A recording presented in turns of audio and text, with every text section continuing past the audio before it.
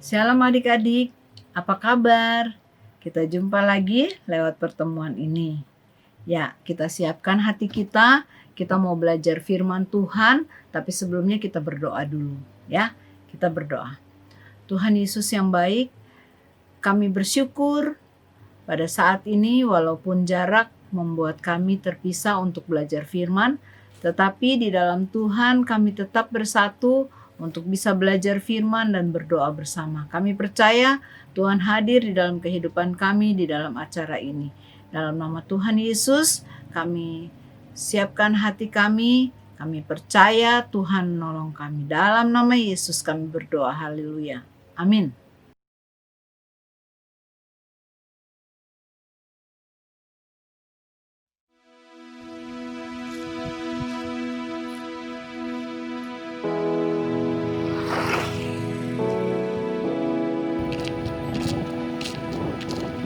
Dia beli barang jualan namanya ibu dong.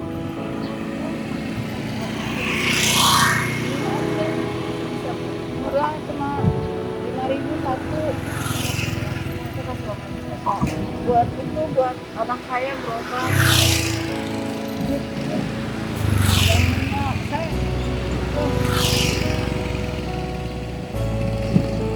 Saya nggak bisa terima uang tanpa saya jualan. Saya harus terima kalau saya kerja, saya harus jualin dulu. Kita ngurangin aku lagi sakit ibu, ini uangnya buat aja. Tapi saya biasanya kerja bu, Dek. Kalau nggak kerja terus terima uang rasanya nggak damai buat saya. Saya nggak sejahtera, saya udah biasa dari hasil keringat saya. Ini nggak apa-apa uangnya kita kasih, nggak apa-apa. Buat aja deh. Mana ya? Iya deh. Makasih ya. Iya.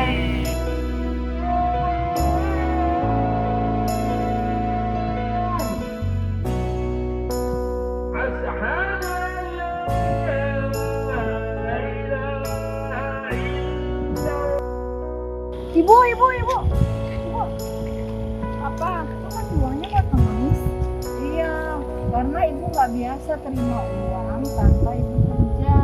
Ibu harus jualan hasil keringat ibu dulu, baru bisa terima.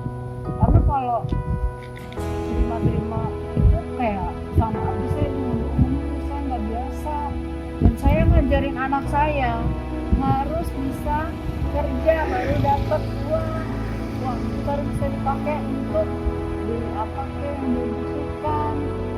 Jadi ibu udah biasa kerja, minta maaf ya, kasihan juga pengemis itu juga dia sakit-sakitan nggak bisa ngasih uang kan ya.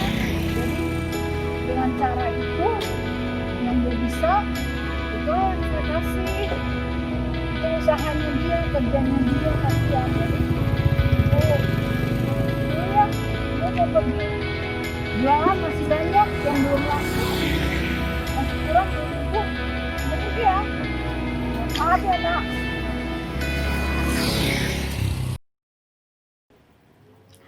Oke adik-adik, tema kita hari ini makna kerja menurut Alkitab. Adik-adik, kalau berbicara tentang kerja, semua orang pasti ingin dapat pekerjaan, kecuali buat orang yang malas, ya. Kak Koni ingin bertanya nih sekarang, siapa di antara kalian yang pernah berpikir seperti ini? Saya masih muda, saya ingin di usia muda saya menjadi orang sukses. Kalau kita ingin sukses, berarti ada beberapa hal yang harus kita pikirkan dan harus kita siapkan. Sebelum kita bertindak, Kak Koni ingin kita lebih dahulu mengerti atau memahami apa makna kerja menurut Alkitab. Ya, karena kita ini anak-anak Tuhan Yesus. Jangan sampai kita salah jalan, akhirnya menyesal, tidak ada gunanya. Karena bekerja di sini kita bukan asal bekerja, tetapi kita harus mempunyai tujuan. Kita harus tahu dulu apa maunya, maksud kita bekerja ini, supaya semuanya ada manfaatnya, semuanya berguna ya. Nah adik-adik, makna kerja dalam Alkitab, kalau kita lihat dan simpulkan dari pengalaman para tokoh Alkitab dan bangsa Israel, misalnya ketika mereka bekerja membangun tembok Yeriko, membangun bait Allah dan lain-lain, makna kerja menurut Alkitab yaitu kerja itu sesuatu yang harus dipertanggungjawabkan. Kepada siapa? Kepada Tuhan Allah, Sang Pencipta kita. Kedua, kerja itu suatu ibadah yang harus dilakukan di hadapan Allah. Allah melihat, berarti apa yang kita lakukan terbuka di mata Tuhan Allah. Nah, yang ketiga yaitu kerja itu suatu pelayanan. Pelayanan di dalam kehidupan kita, melayani Tuhan melalui manusia.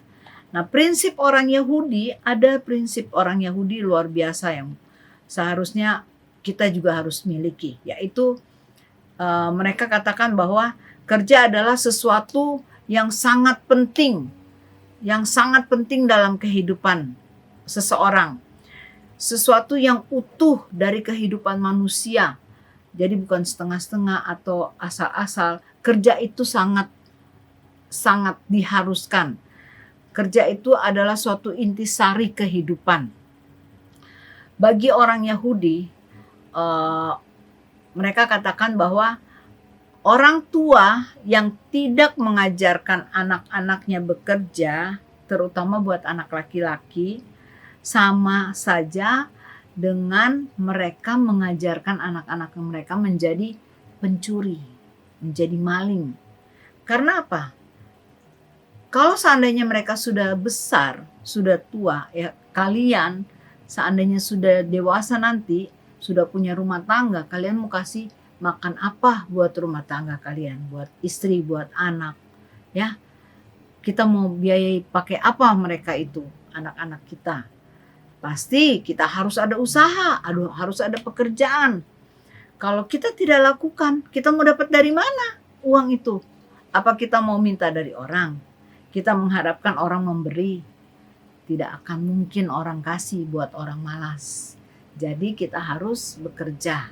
Kita harus berusaha. Jangan bermalas-malasan. Nah, di dalam Alkitab, bekerja itu adalah tugas. Tugas yang Allah berikan kepada manusia.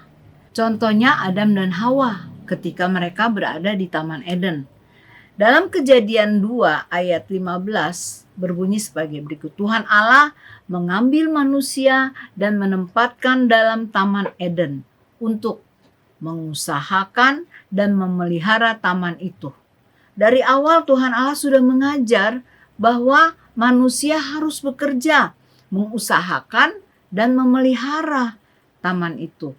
Jadi apa yang Tuhan sudah kasih buat kita, kita usahakan untuk bisa menjadi berkat buat kita selanjutnya, kemudian kita pelihara. Jadi bukan untuk diam-diam di rumah, untuk bermalas-malasan, ya. Kemudian kita lihat dalam Keluaran 31 ayat 21. 6 hari lamanya engkau bekerja, tetapi pada hari yang ke-7, ya, haruslah engkau berhenti. Dan dalam musim membajak dan musim menuai haruslah engkau memelihara hari perhentian juga. Aduh, luar biasa. Ya, berarti kita bekerja 6 hari. Selama 6 hari kita bekerja harus sungguh-sungguh. Jangan coba main-main. Karena ya bisa saja kalau kita terlalu banyak kerja kita sakit atau kita lupa diri. Karena ingat, harus ada satu hari untuk Tuhan. Yaitu di sini dipakai kata hari perhentian.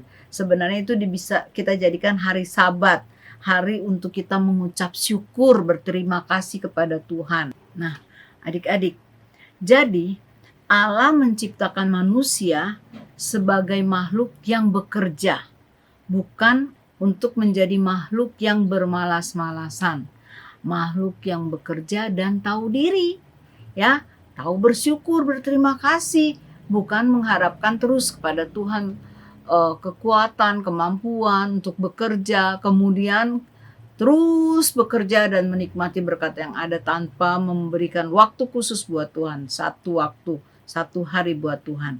Jadi Allah mau juga supaya kita mempunyai satu hari khusus buat Tuhan.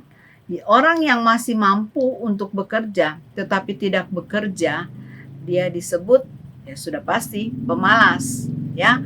Nah, Amsal 18 ayat 9 mengatakan bahwa orang yang bermalas-malas dalam pekerjaan sudah menjadi saudara si perusak. Jadi sama saja, tidak jauh beda. Si perusak dengan si pemalas itu tidak bisa menjadi panutan, tidak bisa diharapkan. Kemudian Amsal 19 ayat 15 katakan bahwa kemalasan mendatangkan tidur nyenyak dan orang yang lamban menderita lapar. Nah, apakah kita menjadi bagian seperti orang tersebut? Menjadi orang yang malas, cuma mau makan tidur, ya. Ya, karena iblis apa? Senang sekali menolong orang-orang pemalas untuk jadi tambah malas. Oke, kita lihat orang yang malas akhirnya apa? Seandainya dia mau bekerja lamban, pelan. Dan akhirnya apa? Hasilnya pasti mengecewakan, tidak memuaskan. Ya, adik-adik. Tapi kita lihat di sini. Firman Tuhan menegaskan bahwa semua manusia harus bekerja. Tidak ada satu orang pun atau siapapun yang tidak boleh bekerja. Tapi semua ditegaskan bahwa harus bekerja. Karena Allah menciptakan manusia sebagai makhluk yang bekerja, bukan makhluk yang terima beres, terima jadi, atau makhluk pemalas, ya. Akhirnya status jadi si pengemis muda, status jadi si pengemis tua, atau si pemalas. Nah, tidak seperti orang lain punya status hebat-hebat. Ada yang punya status sebagai apa? Dokter. Wah, ini halo dokter, apa kabar Pak Dokter, Ibu Dokter. Kalau ketemu orang malas, halo pemalas. Aduh, ini telinga rasanya sedih banget ya kalau didengar. Halo Ibu Guru, Pak Guru. Wih, Pak pengusaha datang. Wah, ini ada psikiater yang menolong si A, si B. Hebat, ya. Coba lihat. Status-status yang seperti itu enak didengar. Tapi kalau status pemalas itu ada pada kita, mau jadi apa kita ya? Ya, kita mau jadi apa? Muka kita mau taruh di mana kalau dikatakan, hei si pemalas sudah datang. Ada si pemalas, apa kabar si pemalas? Nah, tentu kita tidak mau, ya. Tapi adik-adik akan menjadi si perajin. Nah, jadi orang hebat. Kita semua akan menjadi orang hebat kalau kita rajin bekerja. Dan jangan khawatir bahwa Tuhan akan berikan kemampuan buat kalian untuk bekerja. Nah, adik-adik ingat, ada macam-macam manusia punya karakter tentang bekerja. Ya, ada manusia yang bekerja tanpa memahami makna kerjanya. Ya, mereka bekerja hanya memandang bahwa pekerjaan itu sebagai suatu rutinitas terus menerus. Jadi bangun pagi siap-siap pergi kerja, habis kerja pulang, mandi, makan, tidur, bangun lagi, pergi lagi kerja. Cuma begitu saja hidupnya. Nah, mereka bekerja tidak mengerti apa tujuan mereka bekerja.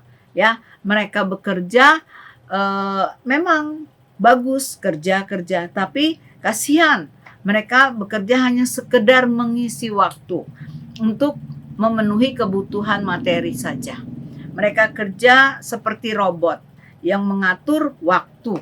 Jadi mereka sudah lihat, sudah jam berapa ini, saya harus pergi kerja. Udah jam berapa ini, sebentar lagi saya pulang. Udah, seperti itu saja. Ya, akhirnya tanpa mereka sadari, waktu sudah berlalu begitu saja dalam kehidupan mereka. Nah, ada lagi orang atau manusia yang pekerja keras, ya. Mereka diistilahkan dengan workaholic, ya. Mereka itu pekerja keras, hanya memikirkan tentang kerja, kerja, dan kerja.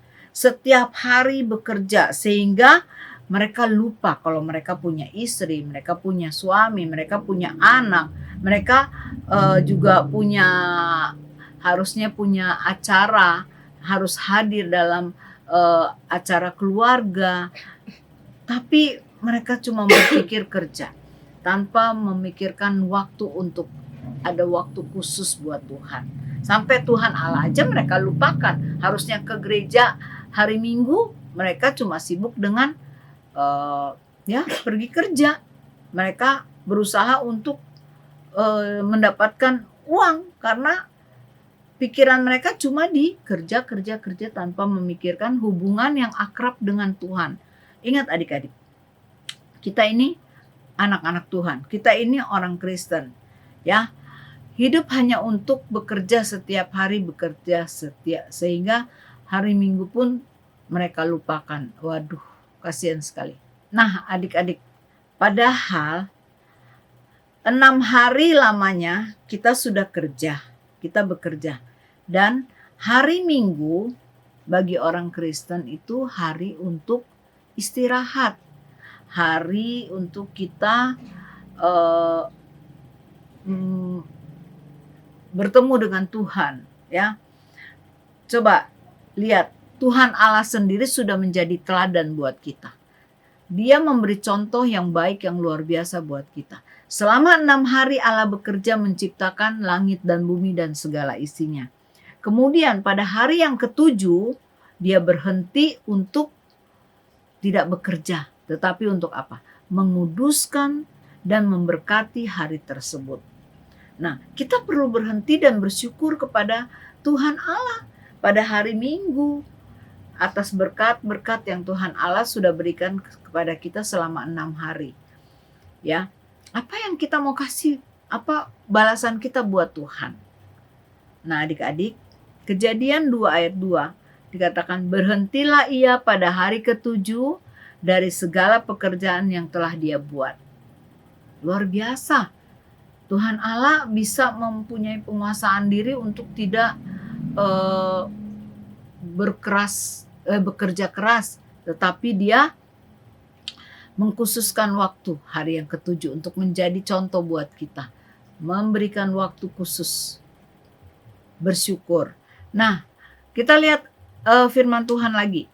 Keluaran 34 ayat 21 dikatakan, 6 hari lamanya engkau bekerja, tetapi pada hari yang ke-7 haruslah engkau berhenti, dan dalam musim membajak dan musim menuai haruslah engkau memelihara hari perhentian juga. Firman Tuhan yang mengingatkan buat kita bahwa 6 hari lamanya kita sudah bekerja, tapi hari yang ke-7 kita harus berhenti. Untuk apa? Untuk kita menjalin hubungan dengan Tuhan. Kita harus bersyukur kepada Tuhan.